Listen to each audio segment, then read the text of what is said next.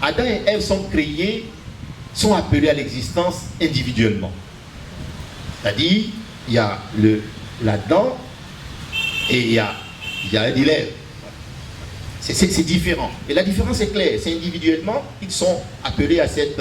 Et cette individualité, j'allais dire, marque également une sorte de sexe féminin, sexe masculin.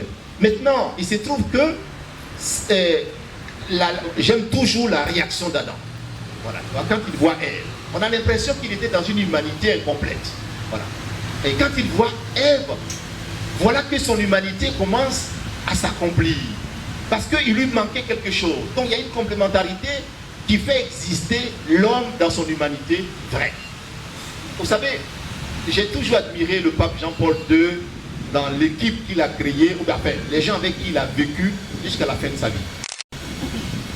Le pape avait une communauté de religieuses à son service, du début jusqu'à la fin.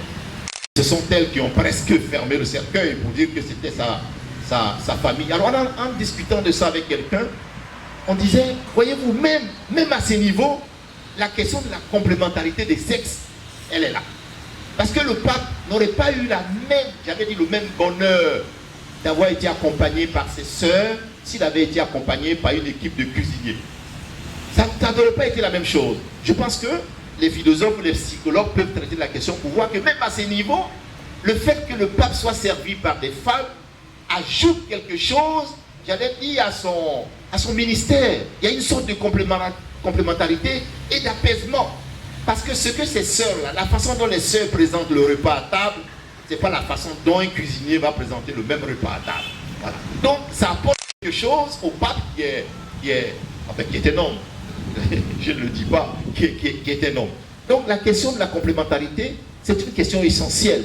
C'est une question qui est à l'origine même de la création de l'homme. L'homme ne peut pas être s'il n'est pas complété par quelque chose de différent. Voilà. C'est impossible. Donc la question des sexes et des sexualités également se joue dans ce rapport de deux personnes qui sont appelées à l'existence de façon différente, que Adam n'est pas Ève, et qui se retrouvent dans une sorte de complémentarité en voyant cette différence-là.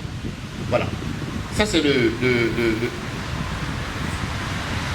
Je vais compléter ce que le père Francis vient de dire, toujours à partir de Saint Jean-Paul II. Quand nous parlons de corps